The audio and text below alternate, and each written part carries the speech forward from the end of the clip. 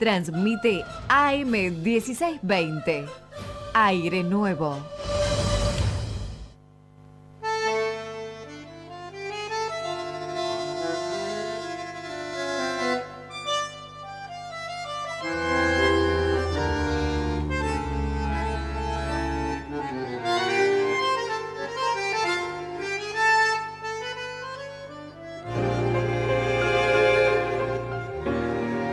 El tango es un modo de sentir y pensar la vida. Una manera de expresar el drama existencial del hombre. Es un lenguaje, un sentimiento, una rebeldía, una gesta del alma. Es también un arte original y complejo que resulta de la suma de las otras artes. Danza, música, poesía y canto. Es una incitación al pensamiento. Para entender cómo somos, aquí comienza, En el nombre del tango.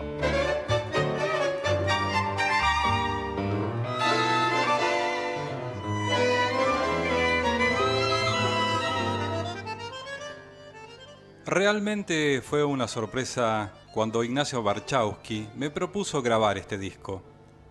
Fue como resultado de haber estado durante 7 años en la inefable esquina de San Juan y Sarandí, en el memorable Miramar, café, bar, restaurante y tanguería.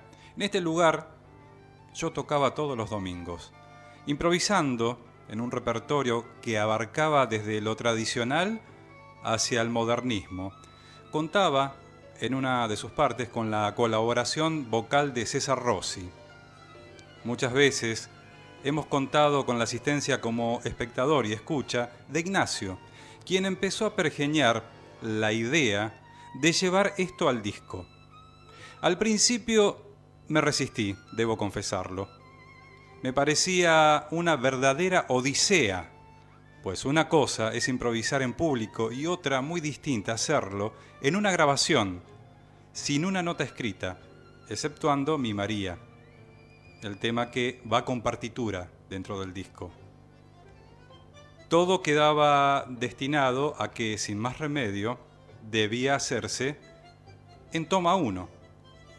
A pesar de todo esto, el resultado me sorprendió, porque por primera vez podía escucharme como un espectador más. Cierto es que podría haber tenido otras ideas en los temas grabados, puesto que lo que siempre improviso no se interpreta ninguna vez de la misma manera. En esto radica el título Instantáneas, que es la realidad de este trabajo. Con toda alegría y satisfacción firma Julio Oscar Pane.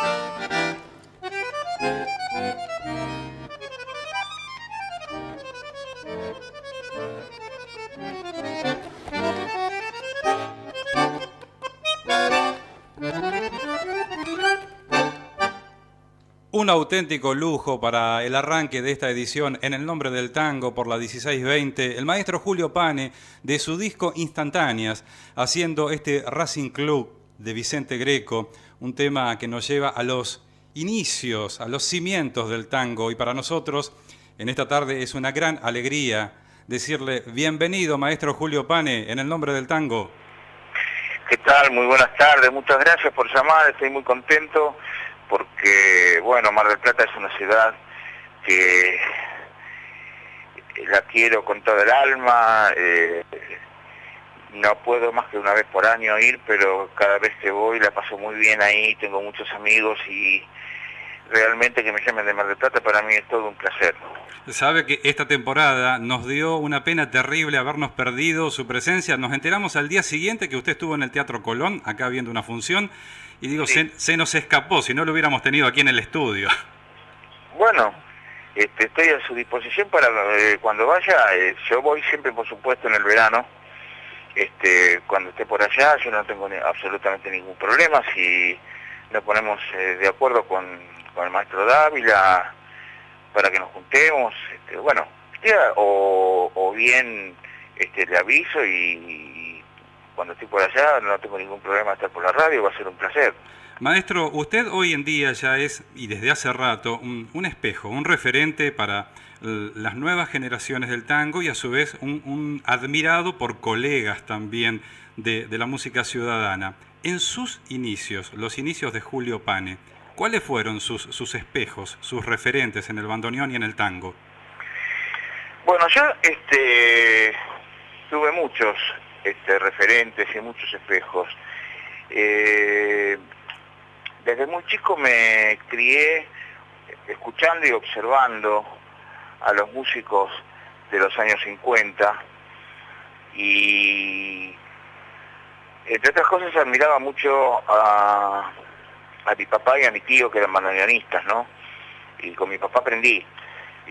Pero por otro lado, bueno, estaban las orquestas de Aníbal Troilo, la de Atilio Stampone, donde estaba Julián Plaza, había bandoneones como Atilio Corral,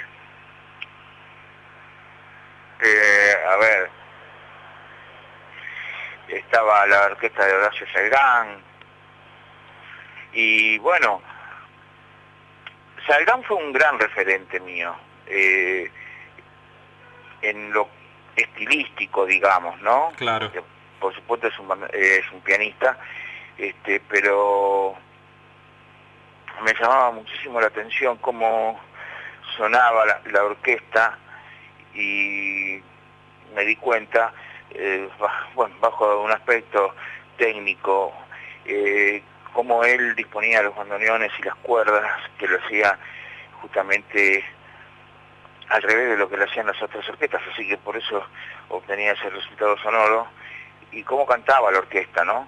Eso me tenía muy atrapado. La orquesta de José Basso, con el que estaba Vera de primer bandoneón, y ya después, al poco tiempo, bueno, a los 16 años, conocí a Julio Ahumada,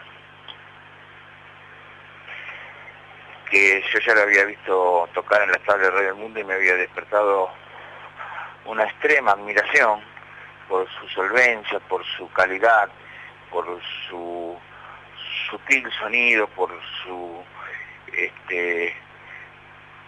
presencia, sin ser un bandoneonista que yo creo que tanto en el bandoneón como en cualquier otro instrumento, y como bien dice Dino Saluzzi, que fue otro de mis referentes, porque ahora somos muy amigos. Ayer estuvimos tocando como 3 horas seguidas y posiblemente le doy una primicia. Para este año quizá con Saluzzi grabemos un disco. Oh, pero eso es una primicia excelente, sobre todo dos grandes referentes que se puedan juntar y congeniar. ¿Dónde estuvieron tocando, me decía ayer? Estuvimos tocando, nos juntamos en la casa de nuestro luthier de bandoneones.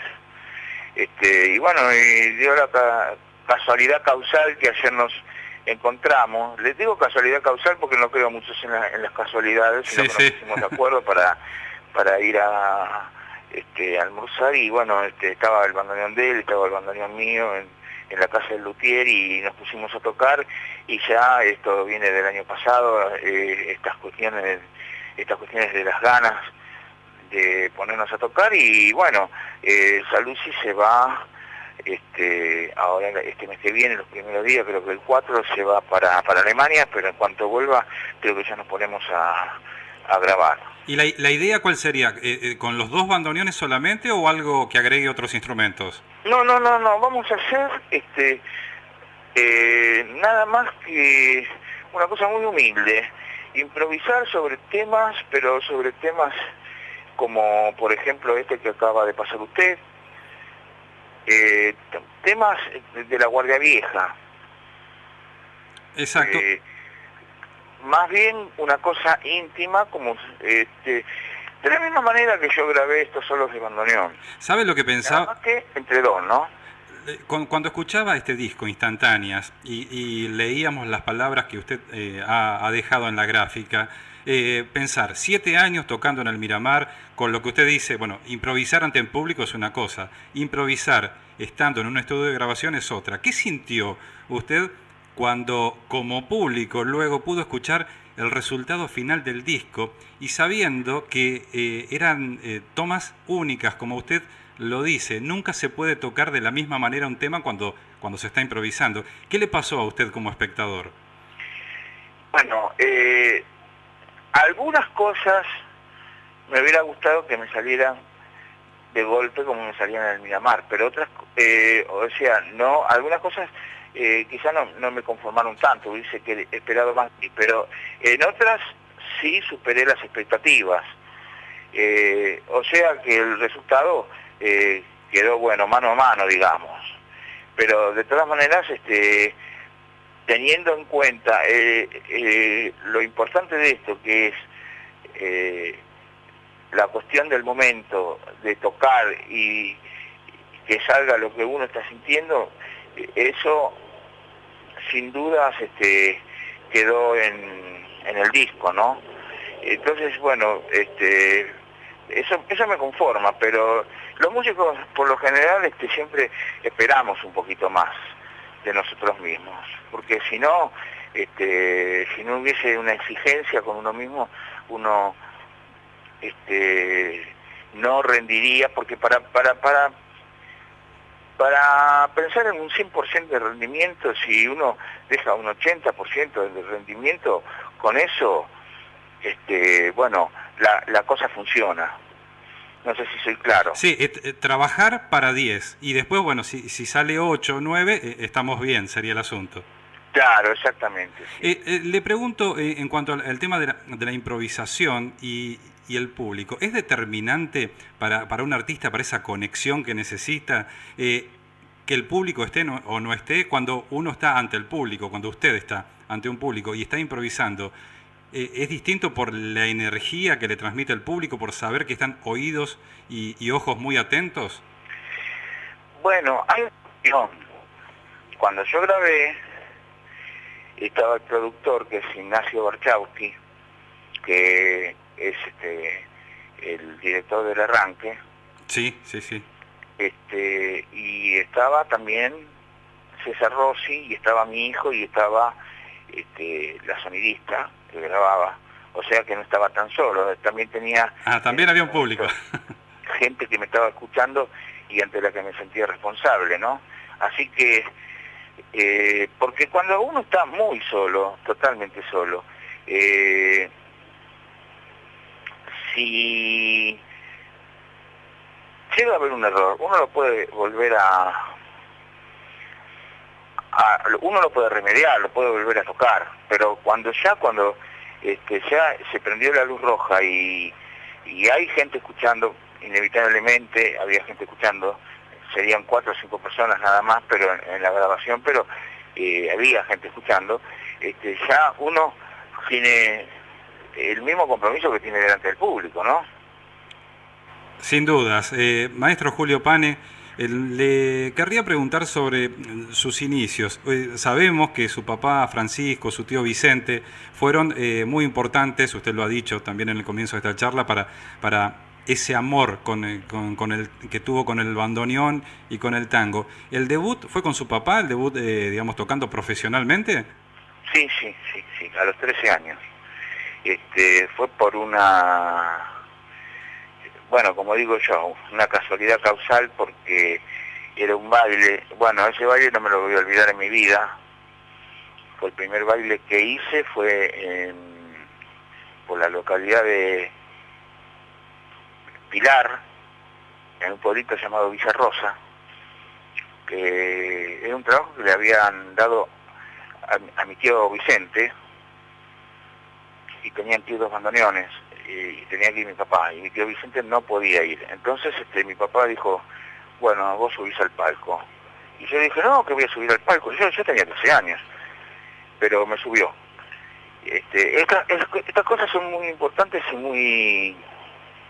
muy nutrientes, porque cuando uno tiene a alguien, sobre todo si es el padre de uno, que lo impulsa, que no deja que uno vaya para atrás y que le hace ver a uno que uno puede hacer las cosas, es de una importancia totalmente relevante, ¿no?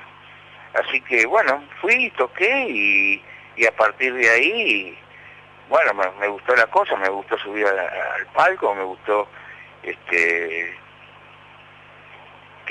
la gente, o sea, el hecho de tocar, y como en esos tiempos todo era muy bailable, no tocábamos solamente tango, tocábamos foster, tocábamos rancheras, pasodobles, milongas, valses, es muy bueno saber que uno puede hacer algo por lo cual la gente se siente advenediza hacia la danza, ¿no? Así que el hecho de poder hacer que la gente baile, y uno ser un protagonista, uno se siente protagonista, por supuesto, es muy importante, y bueno, eso lo fui alimentando a través de los años, hasta que empecé en la radio, cuando empecé a tocar con Julio Ahumada en la Orquesta Ahumada Bonano, y después en la Orquesta Estable de Radio El Mundo, y uno se encuentra después con que, bueno, no todo es la danza, sino que también pretendemos hacer, sobre todo, algo muy,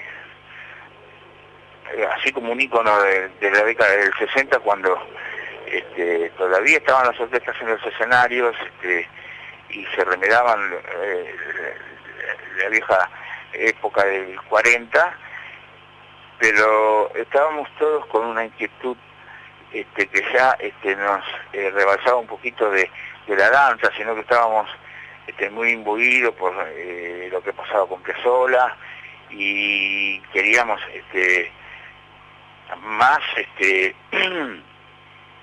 quizá tocar para una élite que la preocupación por la danza, pero después uno se da cuenta con el correr de los años que esta cuestión del tango, que es un género tan completo en su poesía, en su danza, en su música, es un género totalmente completo, no puede adolecer de ninguna de sus cualidades, ¿no?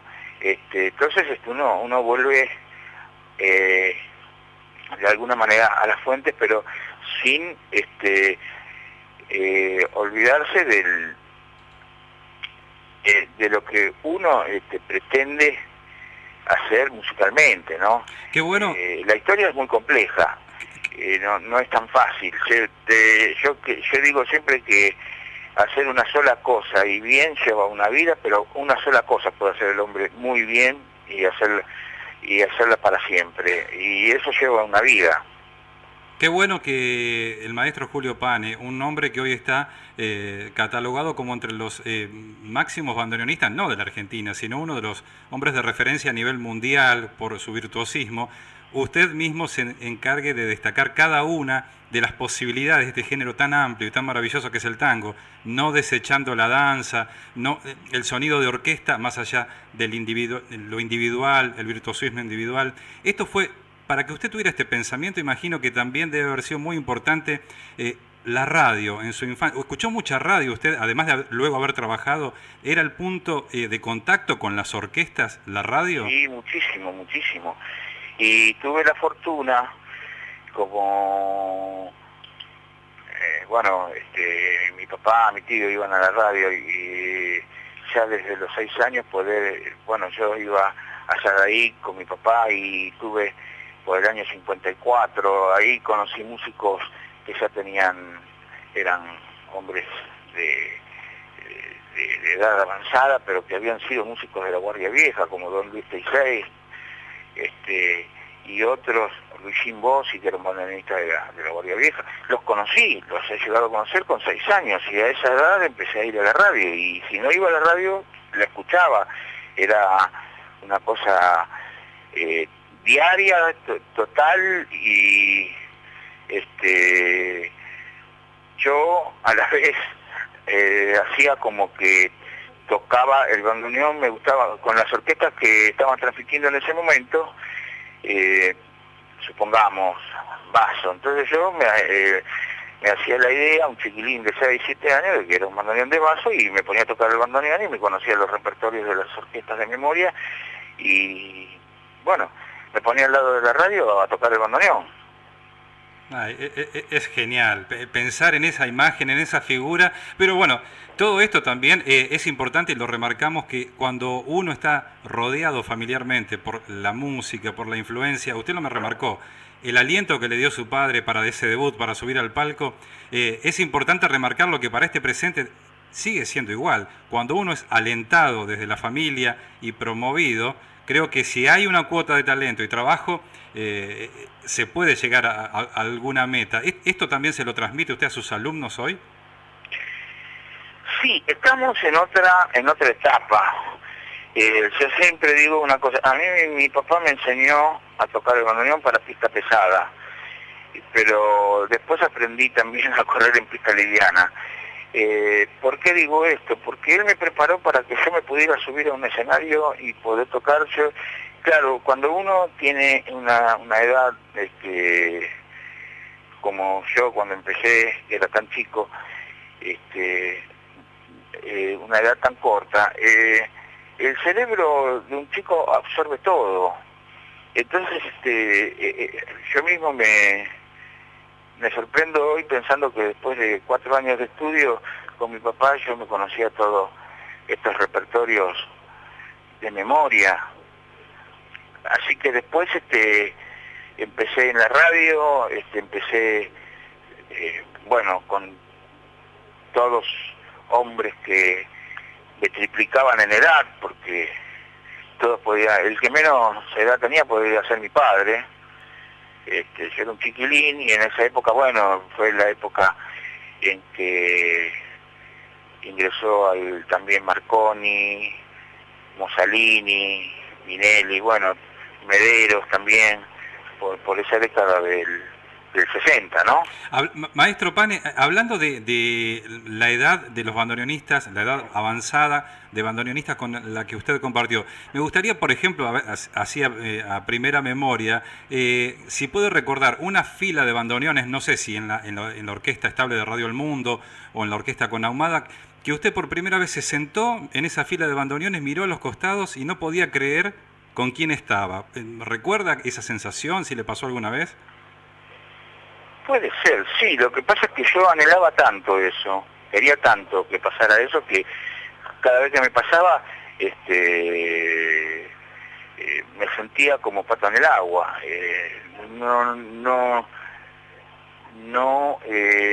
¿Cómo le podría explicar? No llegaba a tener una total noción. Es tanto el componente que uno trae en el bagaje de lo que uno quiere hacer, lo potencial, ¿no? Que Exacto. Uno en ese momento quizá no da crédito a todo, pero después con el correr de los años, hace poco tiempo atrás se formó una orquesta que se llama el Seleccionado Nacional del Tango. Claro, sí. Donde estamos con Leopoldo Federico, Ernesto Baffa, y todos fuimos bandoneonistas de Saidán. Y ahí sí me llamó la atención. Digo, mira cómo son las cosas a la vuelta de la vida, cómo yo, habiendo querido ser el primer bandoneón de Salgrán, pude haber llegado a darme ese tremendo gusto cuando ya había estado Leopoldo Federico, Ernesto Baffa, y ahora estamos tocando los tres en esta selección de tango, ¿no? Ahí sí, creo que el tiempo a veces hace que uno tome conciencia, porque claro, yo los miraba desde chico como quien mira los juguetes detrás del escaparate, ¿no? O sea, en la vidriera, y piensa que nunca lo va a poder tener. Y sin embargo, bueno, la vida Dios quiso que las cosas fueran de esta manera. Así que yo creo que, de todas maneras, cuando yo empecé con Ahumada Bonano, había bandoneonistas como Antonio Marchese, Calixto Sayago, y yo tenía mucha noción de quiénes eran, pero como en esa edad el potencial es tanto, y uno lo único que piensa es en tocar, no dimensiona tanto lo que está pasando, sino lo que tiene que pasar a través de uno. Y después con los años, ya le digo, uno toma conciencia. Entonces digo, mirá vos lo que son las cosas. Estamos con Baffa, estamos con Leopoldo, bueno, hay otros bandoneonistas que están en esta orquesta, que vienen Corrales o Mainetti, por ejemplo, que son muchachos de la última camada, y que a la vez han estudiado conmigo, y eso me hace tomar conciencia y noción tanto de los que me precedieron como de los muchachos, porque es una alegría ver que haya gente que le da sangre joven al tango y que uno está con ellos, que compartimos a través de 3 generaciones un mismo pulso, una misma necesidad, ¿no? Usted fue alumno, hoy es maestro, y tocó con su maestro, que fue Julio Ahumada. A veces pareciera por allí que no está debidamente valorado en la historia del tango Julio Ahumada. Para usted... Yo pienso que está, como algunos otros, como Máximo Mori también, son gente olvidada injustamente. ¿Cómo lo tendría, la historia del tango, cómo tendría que ubicarlo, según su parecer, a Julio Ahumada? ¿Qué debería decirse de él en primera instancia? Y bueno, mire, yo sí escuché 2 sonidos de bandoneón que realmente, sutiles, tangueros, llenos de gracia, llenos de, muy cuidado sonido, son el de Aníbal Troilo y el de Julio Ahumada. Más o menos como para tener una idea, ¿no? Yo pienso que Julio Ahumada es un bandoneonista que, pidiendo de la escuela de Mafia, que bueno, que es otro de los grandes ejemplos que nosotros tenemos de cómo se debe tocar el bandoneón.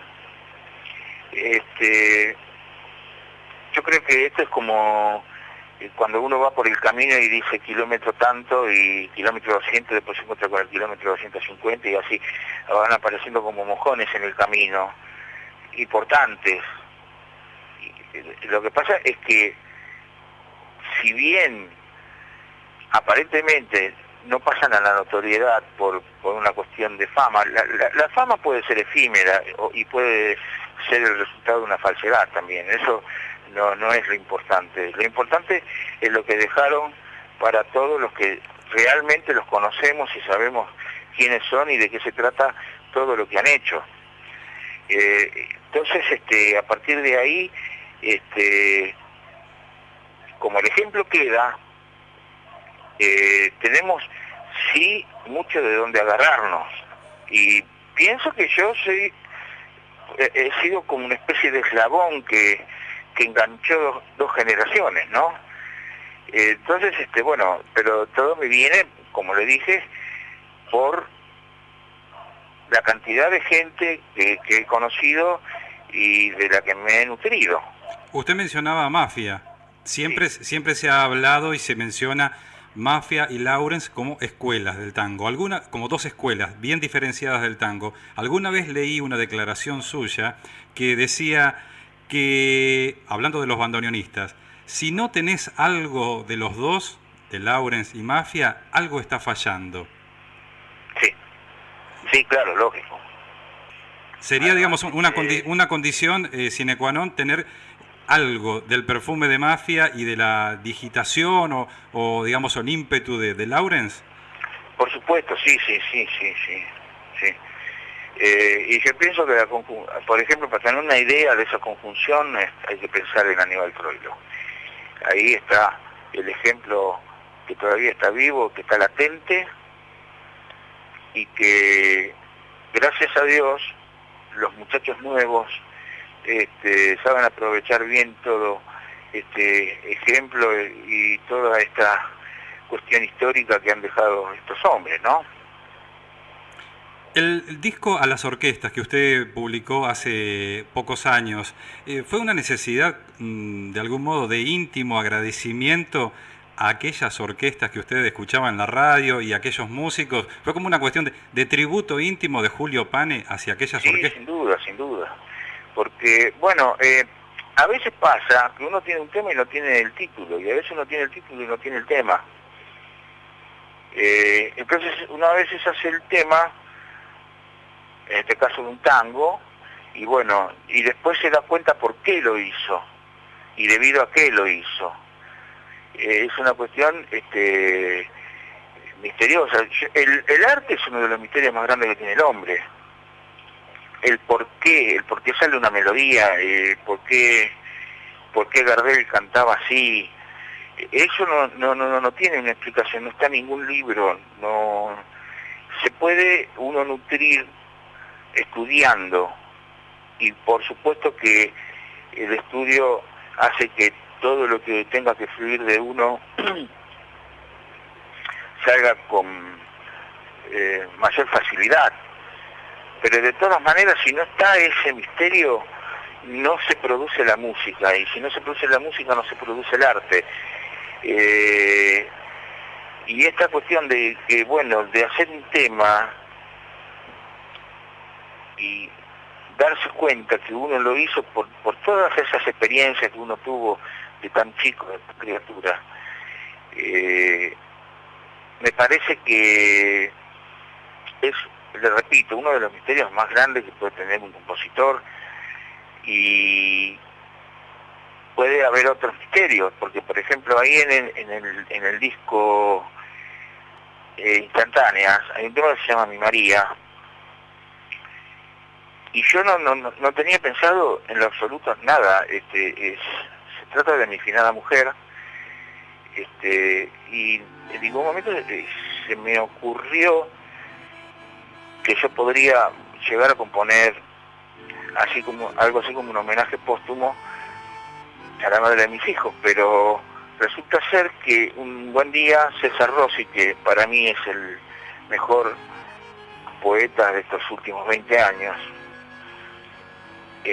no solamente canta conmigo en el Miramar, sino que es un poeta sumo, muy delicado, me trae una letra, porque él conoció muy bien a mi finada esposa, y a través de esa letra yo me inspiro, y cuando termino de hacer el tema ahí me asombro yo de cómo la vida lo va llevando a uno por distintas experiencias, porque tengo un amigo que la conocía a mi mujer, que vio la crianza de mis hijos y que le hizo un poema haciendo ni más ni menos que un retrato vivo a través del poema, y cómo eso me llevó a hacer una melodía que yo indudablemente la tenía metida muy adentro de mi cerebro y de mi corazón, pero bueno, cómo fluyen las cosas. A veces uno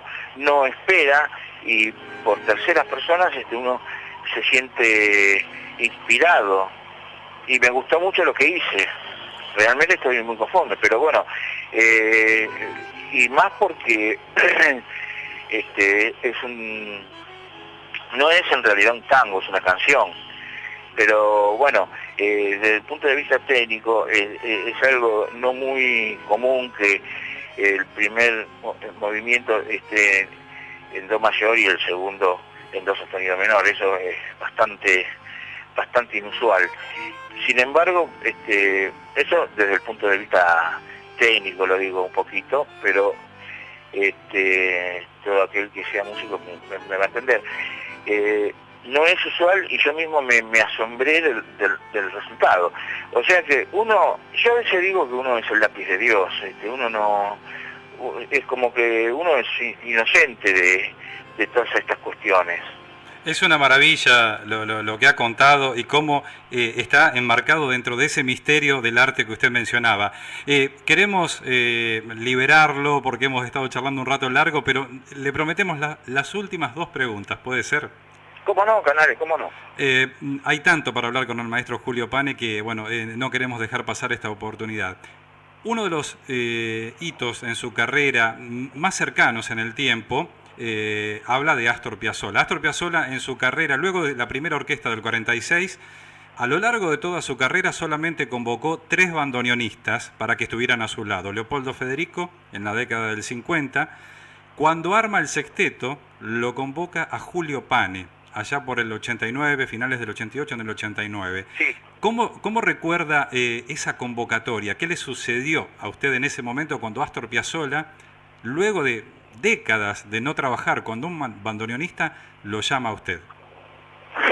Qué buena pregunta. Bueno, es un poco más de lo mismo. Es un poco lo que a uno le pasó cuando tenía 16 años, estaba con los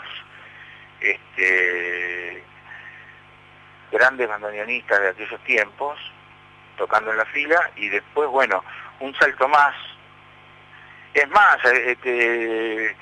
por supuesto que todos los chiquilines que estábamos en esa época del 60, éramos todos hinchas de Piazzolla, y eso me valía también algunas bromas de los músicos grandes, porque me tocaban Lo que vendrá, por ejemplo, Marchese, yo llegaba a la radio y me tocaba Lo que vendrá para cargarme y para hincharme, ¿no?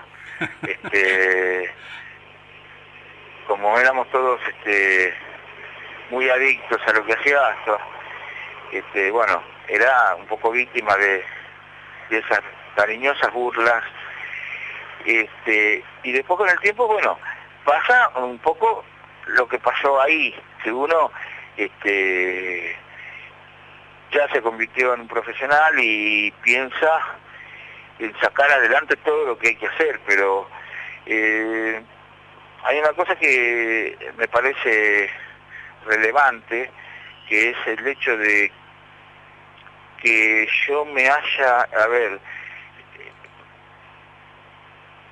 podido unir sonoramente y desde el punto de vista rítmico con Astor, de manera tal que en vez de 2 bandoneones pareciera un bandoneón que sonaba por 2. Es que eso era lo que quería Astor. Él quería que, él mismo lo ha dicho en sus memorias, que necesitaba que fuera un solo bandoneón tocado por 2 personas. Bueno, yo no sabía eso, que había hecho eso, no lo sabía. Me salió de casualidad esto. Bueno, esa era la meta preocupante mía. Llegar a hacer eso, gracias a Dios, pude disfrutar de eso, pude vivirlo. Me quedaron muchos recuerdos de los lugares donde estuvimos, muchos recuerdos de los viajes, los aviones, las bromas de él. Y ¿Fue víctima de alguna broma usted? ¿No? Julio. La música tan maravillosa que escribía Astor. Julio, ¿fue víctima de alguna broma usted? Porque sabemos que era muy bromista, Piazzolla. Bueno, él quiso ser víctima de una broma, pero no pudo. no le salió bien conmigo. Ah, bueno. No, conmigo no le salió bien. Usted estuvo más rápido. Sí, no, me quiso asustar con una cosa, pero no trató más de una vez, Trató más de una vez de asustarme, pero no pudo. Porque yo ya lo conocía, ya lo tenía calado y sabía cómo venía la mano, entonces en una oportunidad estábamos en un camarín en Miami y se le puso que en el camarín había ratas. Dice, ¿vos le tenés miedo a las ratas? Y digo, no. Dice, porque acá hay ratas. Y digo, no sé, qué sé yo. Y entonces había en los camarines unos micrófonos, que es donde anuncian cuántos minutos faltan para empezar, para ir al escenario. Son unos micrófonos que están en el techo. Y había una especie de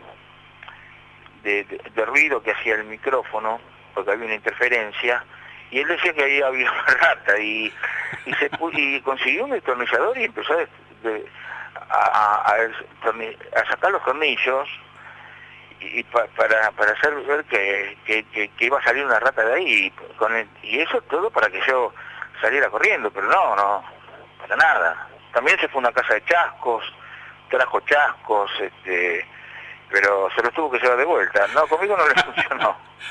Maestro Pane, última pregunta. Si viniera en este momento alguien, un habitante terrestre, pongámosle, de una cultura muy lejana, o un extraterrestre al que hay que explicarle, en todo caso, qué es el bandoneón y qué representa el bandoneón, ¿qué le diría usted? Bueno, es muy difícil. El bandoneón es quizá el instrumento expresivo por excelencia. Usted fíjese que está en todas las expresiones de la música argentina. No hay ningún género musical argentino donde no participe el bandoneón. Y, por ejemplo, están los bandoneonistas chamameceros, que son de un gran dominio y de una gran técnica y aparte de una expresividad hermosa, porque lo que hacen es muy lindo. Y están los bandoneonistas norteños, y están los bandoneonistas de Santiago del Estero, y bueno, todos tocan sus cosas, desde la chacarera, las zambas, el chamamé o el tango.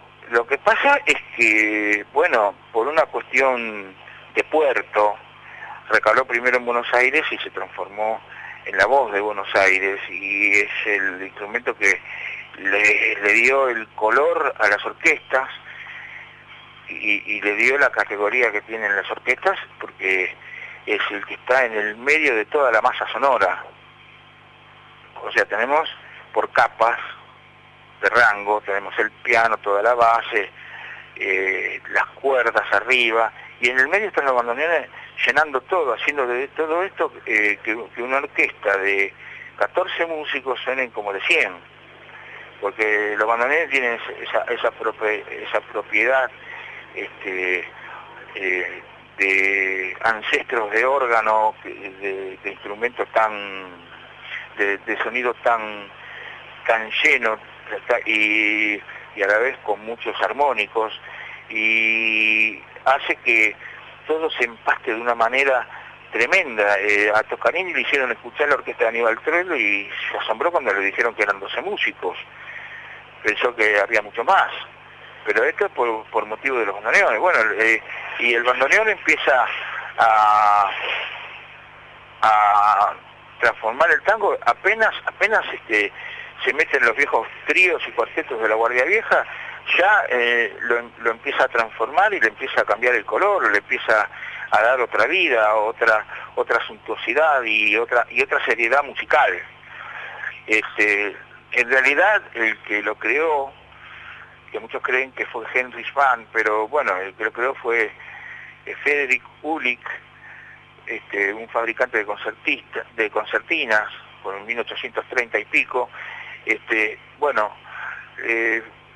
Fue la idea de él que este instrumento se amalgamara con las cuerdas, y usted fíjese que en la orquesta de tango son todas cuerdas, porque el piano también es cuerda, aunque es pulsada, pero con bandoneones. Y el empaste es perfecto. O sea que el bandoneón le vino a dar vida al tango de una manera inconmensurable. Ahora después, bueno, apareció en otros lugares del país, en el norte, en el oeste. Yo creo que en el único lugar que no se toca tanto quizá el bandoneón, si me permite voy a prender un cigarrillo, perdón, ¿Cómo no? ¿Cómo no? Sí, es el bandoneón sonando en las distintas regiones de nuestra Argentina. La música puntana no es tan utilizado, pero después en todos los casos sí. Y es muy de tener en cuenta porque... ¿En dónde decía usted que no es tan utilizado? En la música puntana. Sí. La música puntana por lo general siempre son conjuntos de guitarra y yo siempre digo, creo que los mejores guitarristas están en Mendoza, en San Juan y en Buenos Aires. Creo que son los mejores guitarristas que hay en el país. Aparte tienen un sonido muy particular y cuando se unen a tocar son de sacar una sonoridad muy de la zona, muy de la región, ¿no? ¿Y usted en alguna oportunidad se ha unido, o sea, en más de una ocasión con guitarristas de primera línea, pero también con uno de primera línea, no sé si es nacido en alguna de esas regiones, pero con Juanjo dejó un disco para la historia también? Sí, ese disco también lo grabamos de una, hicimos toma una. Pero bueno, esas cosas se pueden hacer con guitarristas como él porque son superdotados. Ahora estoy tocando con otro superdotado que se llama Hugo Rivas. Ah, bueno, Hugo Rivas nació ya con experiencia. Desde muy jovencito ya venía con todo incorporado. Ya nació, él nació con la guitarra en la mano. Sí, era veterano desde la cuna tocando. Claro, sí, exacto, sí, ni más ni menos, sí. Y es una maravilla como toca, es una maravilla, realmente. Pero ya le digo, yo creo que aparentemente donde tomaba más relevancia el bandoneón fue en el género tango porque lo alimentó de una manera impresionante. Quizá en el chamamé si no hay un bandoneón, pero hay un acordeón, bueno, igual sale. Pero en el tango es medio... es como que no se sabe si es excluyente o no. Yo a veces, yo mismo tengo mis ciertas dudas, pero sí, si falta el bandoneón, el tango no sale. Maestro Julio Pane, le agradecemos esta charla en el nombre del tango por AM 1620 y seguramente estaremos durante el año renovando... Perdón, le quiero hacer una aclaración. Sí. Con esto no quiero decir de ninguna manera que el bandoneón como instrumento se deba remitir nada más que al tango, porque es un instrumento que puede dar para cualquier género. Es un instrumento muy completo. Tuvimos la desgracia de que sufriéramos una Segunda Guerra Mundial y eso hizo que se dejaran de fabricar los bandoneones, pues si no ahí contaríamos... Nosotros seguimos con los instrumentos que llegaron hasta el año 39. Los que vinieron después ninguno sirvió de todo lo que se fabricó después, y mismo en Alemania se trató de fabricar, no se pudo, no se lo logró. ¿Su bandoneón de qué año es?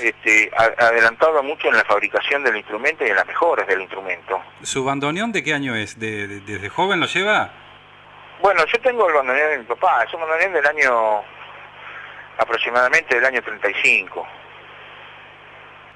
Pero todos los bandoneones son de esa época, ¿eh? Sí, tienen la nobleza. Hace pocos días estuve en Buenos Aires con Marcos Madrigal y me mostraba su bandoneón que tiene 83 años de uso con él. Mire usted, fíjese, Julio, la nobleza que tiene. Julio, le agradezco una vez más esta charla y ojalá nos encontremos en Mar del Plata cuando esté por Mar del Plata, yo con todo gusto. Llámeme en otra oportunidad si nos cambiamos, no sé, me da su teléfono también y cuando yo vaya por Mar del Plata le prometo que le voy a llamar. Le mando un abrazo grande desde aquí. Bueno, saludos para toda la gente de Mar del Plata, que es una ciudad que quiero muchísimo. Y bueno, le agradezco infinitamente la oportunidad que me dio de poder expresarme. El maestro Julio Pane, uno de los grandes del bandoneón a nivel nacional e internacional, aquí, en El Nombre del Tango.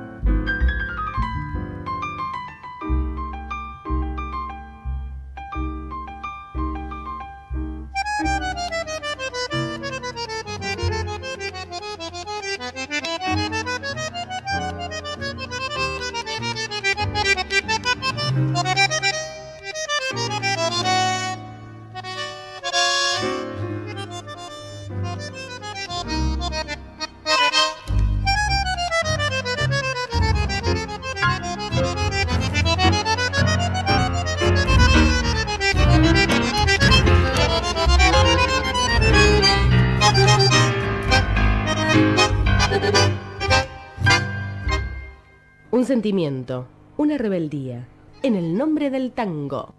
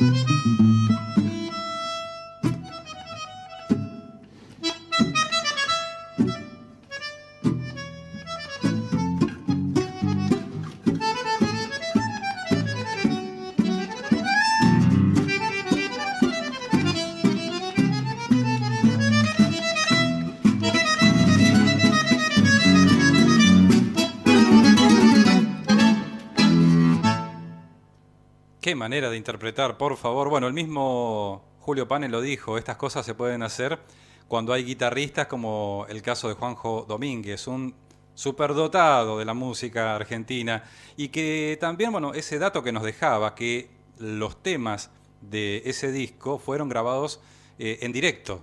No hubo, digamos, luego correcciones en toma única. A veces es la toma 1, a veces puede ser en toma 2, pero toma directa. A la Guardia Nueva, este tema interpretado por Julio Pane y Juanjo Domínguez. Anteriormente escuchábamos El Andariego, tema de Alfredo Gobi, allí con el trío, con Enrique Guerra en contrabajo y Nicolás Ledesma en el piano, Julio Pane, trío.